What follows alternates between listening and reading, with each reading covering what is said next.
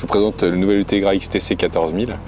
Donc avec son système de BetRunner Spool 2 à l'avant, on va voir ses caractéristiques et surtout son utilisation, parce que c'est vraiment un gain de temps et un gain d'efficacité à la pêche. Et on va essayer de voir justement comment il fonctionne. C'est très simple et très utile. Donc pour régler une bonne fois pour toutes votre BetRunner Spool 2, vous allez dévisser la première petite molette qui est au milieu, hein, vous la dévissez au maximum, de manière à pouvoir enlever le système de freinage. Donc vous dévissez votre frein principal à fond et vous dévissez également la petite molette jusqu'à pouvoir l'enlever. Voilà, ce qui est le cas ici, il est enlevé.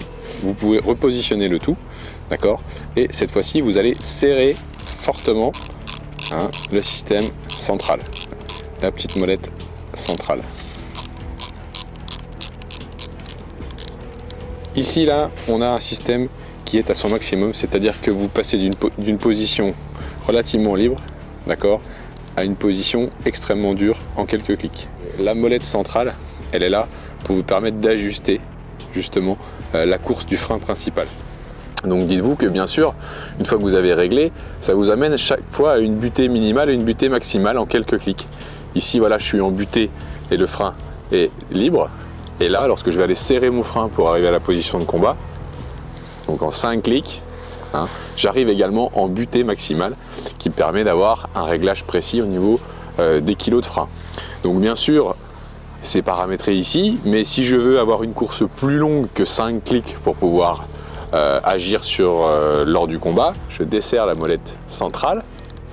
Donc ici, voilà, au lieu d'avoir 5 clics, on va compter. Hein. Donc ici, regardez, 1, 2, 3, 4, 5, 6, 7, 8, 9, 10, 11, 12. Voilà, en 12 clics, cette fois-ci, je passe d'une position libre à des kilos de pression nécessaires au combat, pendant le combat sur un poisson. D'accord? Donc si vous jugez que cette course est trop longue, vous resserrez la petite molette centrale. Voilà, vous la resserrez autant que vous voulez.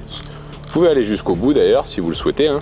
Et là, ça permet vraiment en 3 clics de passer d'une position relativement libre, facile à faire. Je clique, 1, 2, 3. Et là, ça se complique. On va regarder d'ailleurs, on va faire le test tout de suite. Là, ici, en 3 clics, je suis donc sur une position la plus libre.